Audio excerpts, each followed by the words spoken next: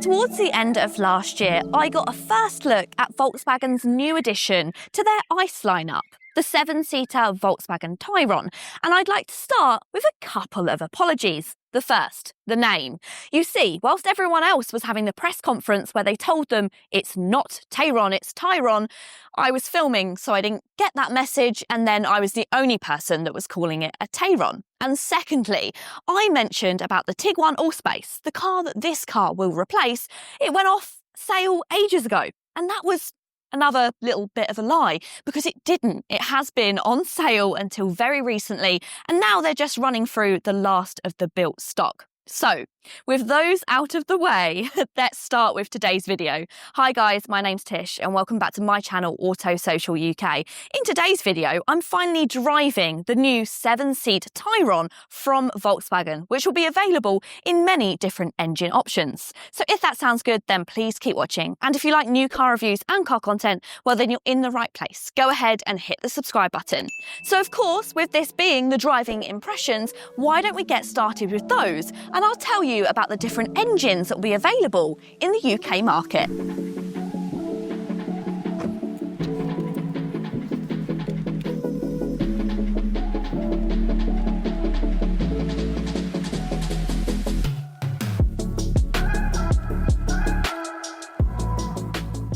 There will actually be 6 different powertrains available for the Tayron, so loads of choice, with the option of both front-wheel drive and also all-wheel drive on sale in the UK. The entry-level model is a front-wheel drive mild hybrid, and that's the car that I've chosen because I think this is possibly going to be the most popular one. This is a mild hybrid petrol and it's labelled the 1.5 ETSI. It uses a 1.5 litre engine with 150 PS and 7-speed DSG transmission. Now, if you do need more power, then there's a choice of 2 2-litre petrols without the mild hybrid system, but they do both get 4-wheel drive, which Volkswagen calls 4Motion. These engines develop 204 PS and also 265 PS. Long-distance drivers may prefer a diesel, and you have the choice of just one diesel, unfortunately. That's a 2-litre 150 PS model. Whilst there is another engine which gets 193 PS and also all-wheel drive, unfortunately we're not getting it in the UK, or not yet at least.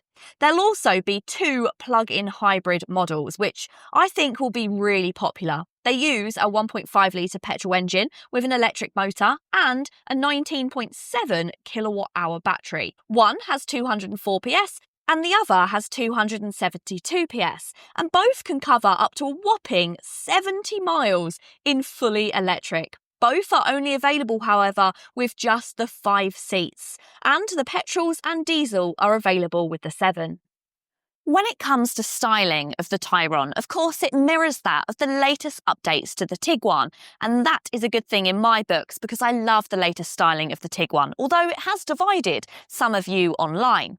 You get this really wide front grille, which differs between trim levels, which you can choose between R-Line, or in this instance, there's an elegance trim. And you can tell it's the elegance because you have these lovely chrome-tipped pieces on the grille and you have that chrome bar along the bottom. Want something a bit sportier? Well, then that's when you go for the R-Line, and a lot of those chrome elements turn to gloss black.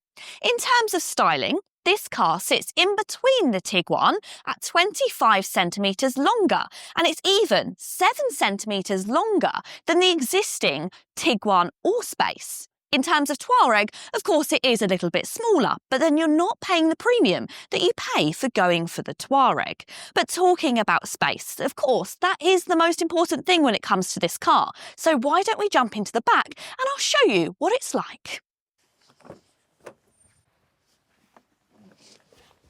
When it comes to this car, this is what it's all about. Your rear seat passengers, giving them plenty of space and quite a lot of quality as well.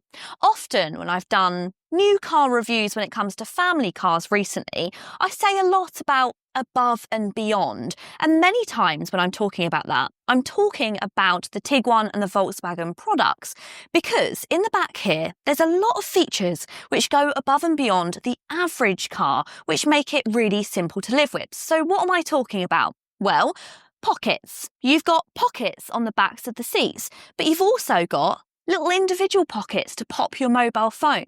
You've also got the door pockets, which are lined with felt, so items don't roll around and make noise. You've got window blinds, which are actually built in. It's all really handy features. You've also got tri-zone climate control when you go for the higher specification model. You've got plenty of charging options, and then you've also got this pull-out armrest. It's a standard armrest, or you can pull it out and there's a couple of cup holders. And above and beyond that, you also have another little section that you can use if you're watching devices. It's just all of these little handy features that I think make living with a car like this so much better than a lot of the competition. In terms of space, it's also very good and very customisable, because this rear bench, it can recline, it can sit up, and also it can slide forwards and backwards in a 60-40 split. So you can give extra legroom to the passengers in the third row, or even extra boot space if you've got that third row flat all the way down. I've got a good amount of legroom and a decent amount of headroom as well. The only real negative when it comes to this car is this really significant transition tunnel, which sits at the bottom of the car, meaning that middle seat passengers are a little bit compromised in their legroom compared to other vehicles which are based on electric platforms. So that's all of the space in the second row, but what's unique to the Tayron is the fact that it has a third row. So I think it's quite important we go and have a look at that. Now, I'm not going to clamber around on camera because nobody wants to see that. We're going to do a little bit of editing magic. And with the rear seats being so exceptional in their above and beyond, it is a little bit of a shame that you don't get quite the thought in the third row. This third row for me feels like families who may occasionally want to take friends on vacations, but you don't want to be putting people all the time in this third row, as it is a little bit cramped in here. Saying that, however, I'm around 5'5", 5'6", and I'm quite comfortable. I've got a nice amount of knee room and an okay amount of headroom as well, but it's shoulder space that's a little bit tight. I imagine that if I was back here with another person, it would feel possibly just a little bit too cosy. You do have areas where you're able to put a cup holder on the left-hand side, but other than that, there's a couple of little sections where you can pop items, but that's kind of where it ends. This is just that adapted space when you need it rather than full time. But it does mean that when you don't need the third row, boot space is actually very impressive. What you get in here is dependent on seat arrangement and engine type. Let's start with the 7-seaters. Behind the third row, you'll find a really useful 345 litres. That's not much less than a Volkswagen Golf. With the third row flat, this stretches to 850 litres, but in a 5-seat model, it's a whopping 885. As you can imagine, due to the batteries, the plug-in hybrid model gets a reduced boot space of 705 litres. Although that's still more than a superb estate. And you'll love this. There's even room underneath the floor for the parcel shelf and a spare wheel. Excellent stuff.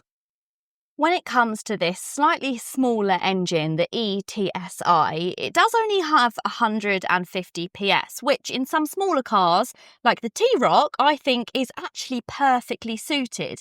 But it does feel slightly heavy when it's fit to the Tayron, because of course the Tayron is a bigger car, and that means it struggles a bit when you first put your foot down. It really revs quite highly. It's a little bit noisier than I've become used to. With everything being strong hybrid, most of the time it starts in electric, but this Tayron is more of a mild hybrid, so it does sometimes run in electric, but we're talking for very, very short periods of time. And I think that becomes quite obvious. That doesn't mean that I wouldn't choose this engine. I think if you are going to be price conscious and you're not too worried about performance, then this is perfectly adequate. But if you need something with a little bit more power, or perhaps you want something which sounds a bit more peppy, then you may want to opt for some of the larger engines. And the same will be with the diesel as well. Most of the time with larger cars like this, I would have said try to opt for the 2-litre diesel, of which that is a brilliant engine in the Volkswagen product. So it's a real shame we're not taking that, especially with such a big car. But once again, the slightly smaller 150 brake horsepower diesel will be fine, and it'll also be extremely economical. So if you're really watching your miles and you do really long journeys, this could be perfect for you. But for me, I think if I had a choice and money wasn't an object, it would be the plug-in hybrid for me. That combination of that really long range with the plug-in hybrid and the performance as well, it just makes it so worth it for a vehicle of this size. In terms of comfort, the Tayron feels a very comfortable car to drive. I do think it feels very slightly softer than the Tiguan, and they've done that on purpose because this is a larger family car, and therefore it's probably going to be more suited to larger families and people being carried as passengers. So it's got very, very slightly softer suspension in my opinion. But I did have a little bit of a moan to the guys at Volkswagen, and I said, really, I don't like the fact that this car is fitted with dynamic chassis control, as is all of the models that we'll be testing. Now, when it comes to the UK models, if you go for the R-Line higher performance petrol, and I do believe also the plug-in hybrid, then you get dynamic chassis control as standard. And dynamic chassis control has always been a real highlight from Volkswagen. It's really good for completely changing the personality of the car, and you can have a soft suspension when everybody's in the car, or you can stiffen up suspension and also the steering when you want to have a slightly more engaging experience. But it's difficult for me to give my exact feedback on this vehicle and how it drives and how the suspension performs if I'm driving a car with dynamic chassis control, and that's probably not what most people will be buying. Most people will just have the standard suspension. So I'm sorry, if you're waiting for that review, you'll have to wait a little bit longer, maybe for when they arrive in the UK without dynamic chassis. And of course, you can test drive them yourselves, of which I will always recommend to go for a test drive to make sure the car is suited to you.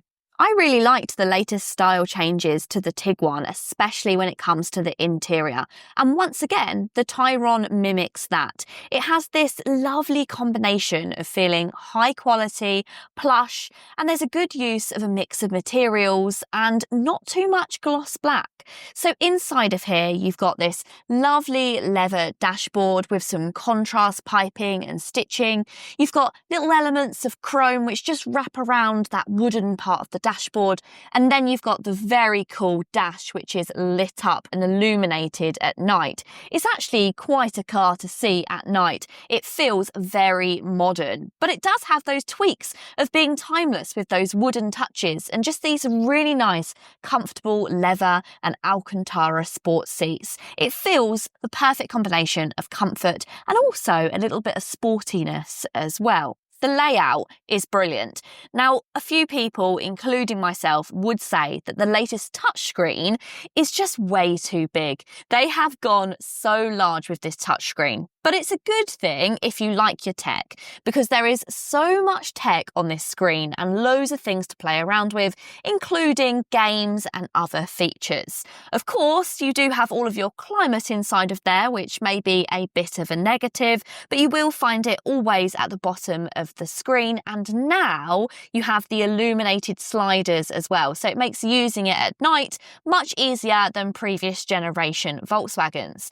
And on that, They've also gone back to physical buttons as well. So we've got lovely physical buttons on the steering wheel, which are so easy to use when driving. I was driving around Nice yesterday, and it does make using this car much easier than trying to find those sliders. And just clever little touches are found inside of this cabin. For instance, down here, you'll find this very cool multifunctional button. So at the moment, it's the volume control, but click it in and that changes to your drive modes. It really is a very clever feature. You have a two-step section here where underneath you'll find 2 wireless charging pads, so plenty of charging for all the family, and they are both quick and also they're cooled as well, so devices won't get too hot in there. And finally, you'll also find these cup holders, which can be removed if you want to customize that section of storage. It's all just very innovative and very similar to the rear seats. It really feels like Volkswagen have thought about families when designing this car. It does feel a very big car, I will say that. I thought that the new generation Tiguan felt like a big car, but this feels even bigger. When you're out on the road, you do sit up very high, and to start with, you do have to really watch how much space you're taking up because it feels ginormous. But once you get used to it, it's no problem at all. If you're coming out of something like a Range Rover, you really won't see a difference, or a Volvo. But if you're going for your first family car over a much smaller car like a hatchback, then it's probably going to feel ginormous for a very short time. But remember, you do get rear parking sensors, you've also got cameras on the higher spec cars, and even most of the models will park themselves. So I don't think manoeuvrability will be too much of an issue. Luckily, you won't have to wait long to test drive your own Tayron. They're arriving in the UK as we speak. Building one online should also keep you busy. There's 5 specifications, starting from just under £40,000, all the way up to just over £50,000 for the plug-in hybrid R-Line edition.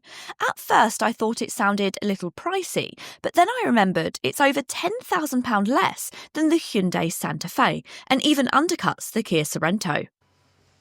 Volkswagen is one of those brands that has so many heritage models that we know. So when they introduce a new model, it can seem a little bit strange at first. Why do we need the Tayron when we already have the Tiguan and the Touareg? But the more time that I spend with the Tayron, the more sense that this car starts to make. It has its own strengths over the cars that I've just mentioned. You get the added space, but then it's not as expensive or premium than going for a Touareg. But let me know, what do you think of the Tayron? Pop it in the comments down below. I really hope you have enjoyed the video today, guys. If you had, go ahead and give it a big thumbs up. And if you want to see first drives and first looks like this, then you're in the right place. Go ahead and hit the subscribe button. Until next time, see you later.